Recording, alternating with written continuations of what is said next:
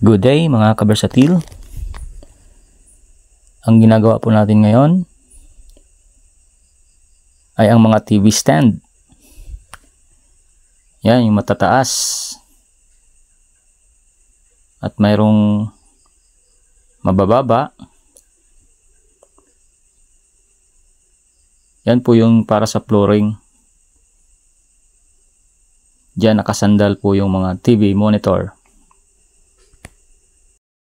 At yung tataas na yan, diyan nakasampay po yung mga TV monitor.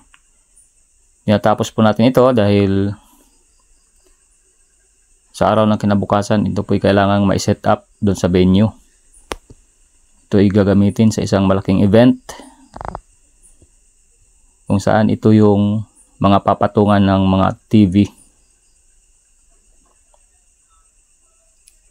Ang ginamit po nating mga materials dito ay rectangular tube 1x2 at square tube 1x1. Yan na po, nakaset up na yung ating mga stand sa monitor. Kikita nyo, doon sa unahan meron din po